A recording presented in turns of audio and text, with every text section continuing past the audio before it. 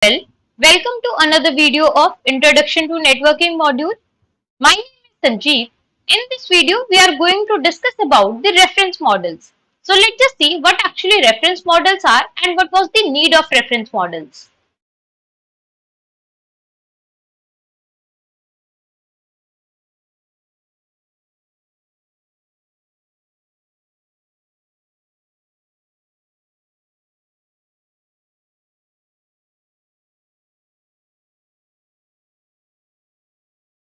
So let's see the details of reference models in detail. In past couple of decades, many networks that were built used different hardware and software implementation, and as a result, they were incompatible. And thus it became difficult for networks using different specifications to communicate with each other, as every network was using their own hardwares and software implementations. So in order to address this problem, the incompatibility of networks and their inability to communicate with each other. So the International Organization of Standardization, that we call as ISO, also researched various network schemes in around 1970s, and after that they recognized that there is a need to create a network model that will help the vendors to create interoperable implementations of the network. So let's just see what these reference models are that ISO thought of creating.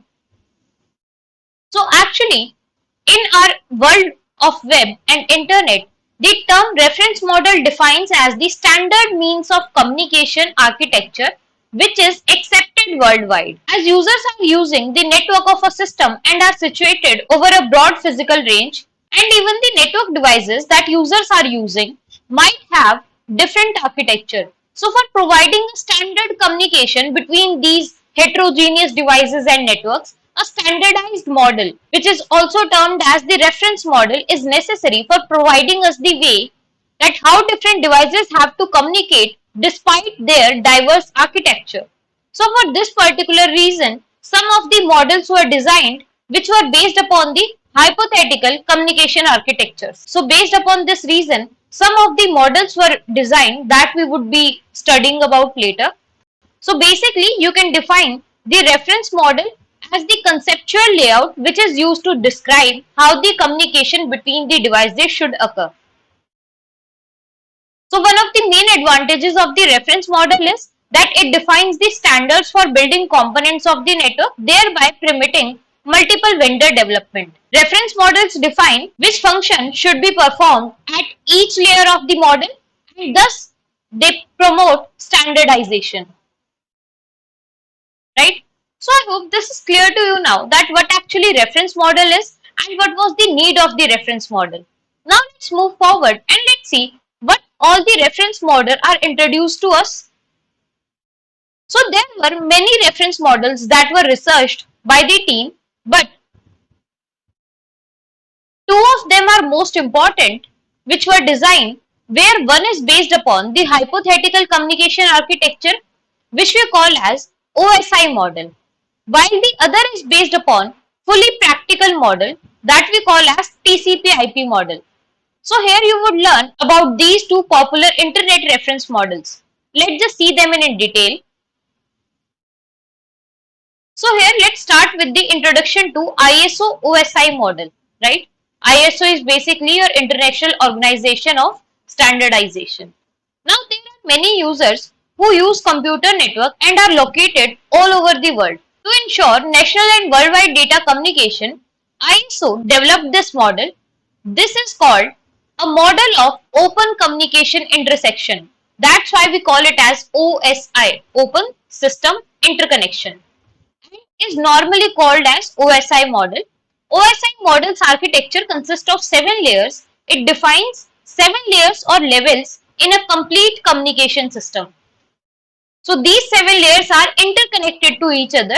So basically, the OSI is a hypothetical model that label a framework of networking for implementing protocols which are distributed in 7 layers. It is a non-tangible model based on some hypothetical working mechanism. So actually, this model does not achieve any real purpose in the process of networking.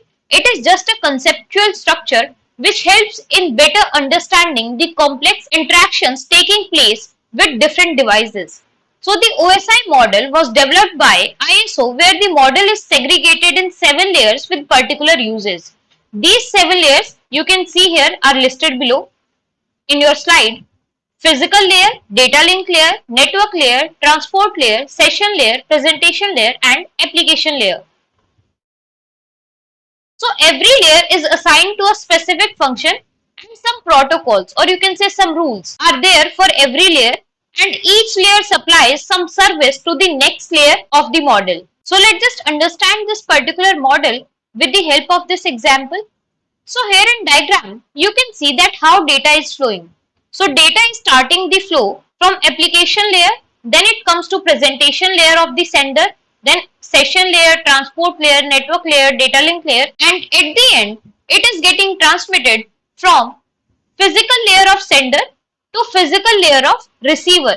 Then from physical layer of receiver, it is traversing to data link layer, then further network layer, then it is passing to transport layer, session layer, presentation layer, and at the end, application layer is consuming that particular data or information. So we will study about all these layers in detail, but for now, just for the introduction, let me tell you the introduction of every layer. So the physical layer, this layer is actually accountable for activating, preserving, as well as disengaging the physical connection. In this step, the conversion of digital bits to an electrical signal is done. So this layer also determines whether the link setup is simplex, half duplex or full duplex. Now if we will look to data link layer, so in this layer, placing of links in the physical connection and placing of packets of the network frames are done. So this is having two sub layers. One is logic link control layer, another is media access layer, which you also call as MAC layer. Then further we have the network layer. What network layer do? So this layer deals with routing and addressing of the data so that it can be sent to the right destination for outgoing and incoming transmissions of the packet level. Then further data is passed to your transport layer. In this layer, packetization of the data is done and managed. Then the packets are delivered along with checking for errors in data packets. Protocols that are used here are TCP and UDP. Then further data is passed to session layer. This layer is responsible for setting up of conversion as well as coordinating and termination of conversation sessions. So various services provided in this layer include verification and reconnections once interrupted. Then further data is being passed to your presentation layer. So this layer typically converts your incoming and outgoing data from its existing presentation format to the other. Now last but the most important layer is your application layer.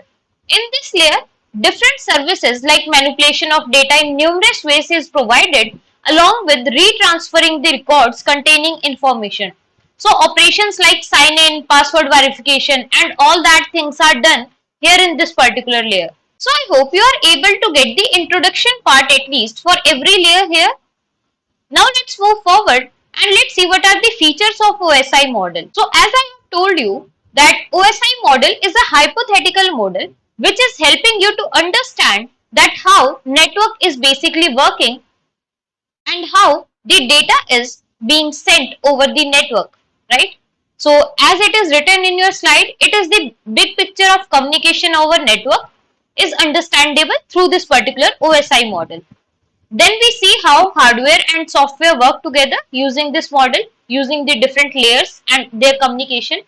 Then we understand how the new technologies are working as they are developed. So with the help of understanding of this model, troubleshooting is easier in separate networks as you can analyze all the networks using your OSI model. Then this OSI model can be used to compare the basic functional relationships on different networks, as all the networks would be following this particular model. So you can easily compare their functions. So this was pretty much about your OSI model. Now let's move forward to the next model, which is your TCP/IP model. So TCP/IP is Transmission Control Protocol and Internet Protocol. Protocols are the set of rules which would govern every communication over the network. So these protocols define the movement of data between the host computer or the internet and offers simple naming and addressing scheme. So basically, TCP and IP, these protocols are a collection of rules that direct every achievable communication over the internet. So the full form, as you have already seen, is Transmission Control Protocol and Internet Protocol. So here, by the name of these two protocols, a network model is named here, which is a practical internet architecture. These protocols portray the data flow between the sources system and destination system. So this module can be divided into four distinct layers. So the first one is your network access layer, which is also known as physical layer. Second is your internet layer, which is also known by the name of network layer. Third is your transport layer, and fourth is your application layer. So let's talk about a bit about these four layers here. So this physical layer actually determines the protocols which will function on a link, that is the network component interacting your hosts. Next is that this layer implements the Ethernet for structuring the local area network and address resolution protocol, which is also called as the prime protocol, ARP. Now if we will talk about your network layer or internet layer, so this layer also determined as the TCP IP. So this layer deals with the packets and the different network for transportation of the packets across boundaries of the network. Now third is your transport layer. So this layer is accountable for preserving end-to-end communications of the network. The TCP deals with communication among hosts as well as provides some multiplexing and reliability in the network. Your next and last is application layer. It presents the application having standardized data exchange mechanism. So protocols used in this particular layer are, for example, your HTTP, which stands for Hypertext Transfer Protocol, FTP, File Transfer Protocol, POP3, Post Office Protocol 3, etc. Right? So this was the intro for these layers. Now let's see more about your TCP/IP architecture. So here you can see these four layers in the diagram. Now let's have a look over the overview of TCP/IP reference model. So TCP/IP is Transmission Control Protocol and Internet Protocol. So it was developed by ARPA as a part of research project for internet connection to connect the remote machines. The feature that stood out during the research which led to making the TCP/IP reference model were that here in this model there is a support for a flexible architecture. Adding more machine to a network was easy and the network was robust and connections remained intact until the source and destination machines were functioning. So the overall idea was to allow one application on a computer to talk, or you can say to send the data packets to another application running on some different computer. So there are some similarities of your OSI reference model and TCP/IP reference model. So both the networks are having a layered architecture and both the models are providing you the similar functionalities. Both are having the protocol stack and both are reference model. So these are some of the similarities between these two models. Now let's check the differences between them. So here you can see the list of differences between your OSI and TCP/IP reference model. First difference is OSI is a generic protocol independent standard acting as a communication gateway between the network and end user. Now TCP/IP model is based upon the standard protocols around which the internet was developed. It is a communication protocol which allows connection of host over a network. So OSI just give you the overview, or you can say it is hypothetical based, but TCP/IP is based upon your standard protocols which are being used. It is the practical model which is being used. Second is, in OSI model, the transport layer guarantee you the delivery of packets, but in TCP/IP model, the transport layer does not guarantee the delivery of packets. Still, the TCP/IP model is more reliable. Your OSI models follows the vertical approach for sending the data.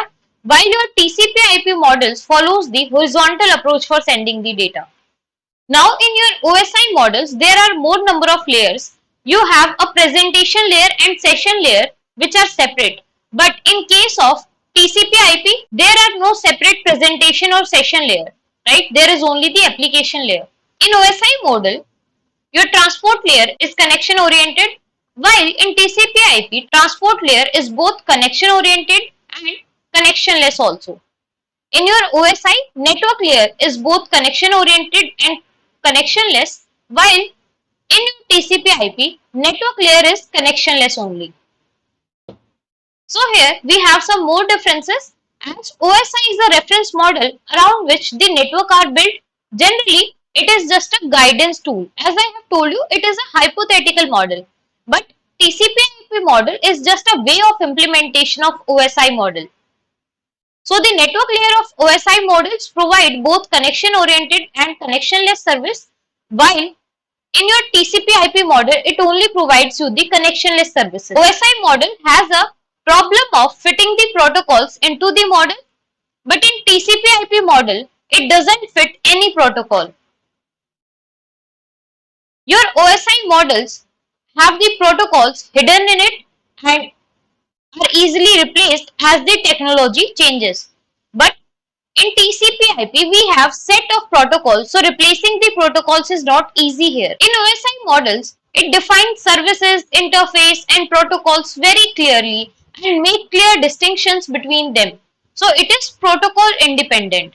But in case of TCP/IP, services, interface and protocols are not clearly separated. It is also protocol dependent. So it is just because of the reason that your OSI model is a guidance tool, so everything is clearly defined here.